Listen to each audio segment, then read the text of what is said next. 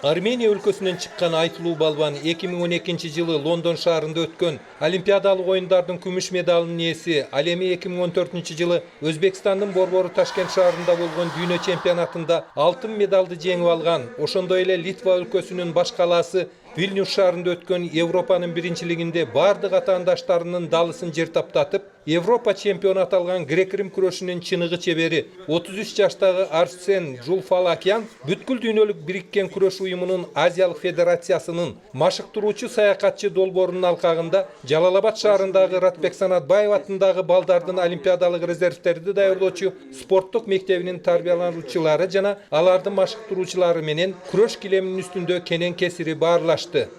Почему решили именно в Ошту Джалалабад? Потому что Ош считается южной столицей Киргизии.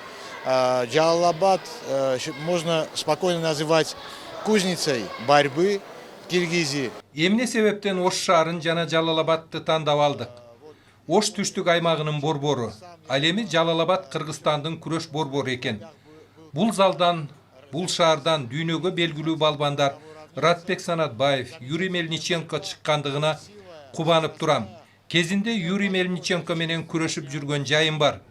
Мындан ары Борбор Азиянын башка мамлекеттерине да барабыз. Жылуу маанайда тосуп алганыңыздарга чоң рахмат. Спасибо большое. Спасибо за такой теплый прием. Машыктыруучу саякатчы долбоорунун алкагында Арсен Жулфалакян Азия чөлкөмүн бүтүндөй кыдыруусу күтүлүүдө. Долбоордун негизинде Кыргызстанга болгон сапары алгач Бишкек шаарынан башталды. Кийинки иштиктүү жолугушуулары Ысык көл, Ош жана Жалалабад областарында уланды. Легендарлуу балбанды Казакстандын жана Кыргызстандын белгилүү балбандары коштоп жүрүшөт. Араңызда мына Шерғазы Капаров биздин дүйнөдөгү медалист, Азиянын медалисти, Кыргызстанды бир нече жолу уткан. Мен ишенем, анаңардан келечекте дүйнөнүн чемпиону, Олимпиада чемпиондору чыгып, биздин кыргыздын желегин дагы көп дүйнө жүзүнө желбиретет деп. Кезинде 74 килограммды салмак бирдигинде дүйнөдө алдыңкы сапта турган армениялык атлет Арсен Жулфалакянды Жалалабадтык жаш балбандар менен болгон жолугушуусу суроо жооптор менен коштолду.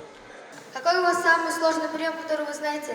Во всех приемах, которые вы видите по телевизору, очень много деталей.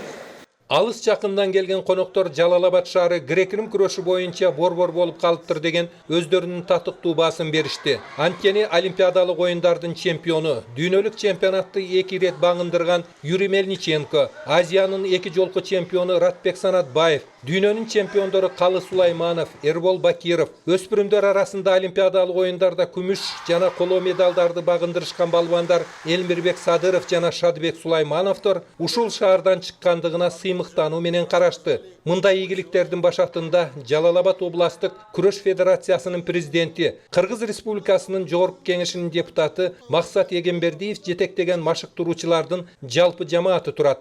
Жулфалакяндын келген абдан бизге чоң балдарга стимул болот деп ойлойбуз. Анткени булардын Азиялык дүйнөлүк күрөш федерациясынын атынан тренерден Гербени деген атайын программамен келип отурат. Анткени дүйнөдө кандай спорт өнүгүп атат греко-римский боюнча. Кандай багытта кетип атканын булар карап, жаш балбандарга дем берип, спортто чоң ийгилик жаратууга өздөрүнүн кеңештерин берип, кыдырып, элдерге түшүндүрүү иштерин жүргүзүп кетип атат. Мен ойлойм, бул жалпы спортсмендерге чоң ийгиликти эртең күн алып келип бере турган жакшы программа болот деген эсептейбиз.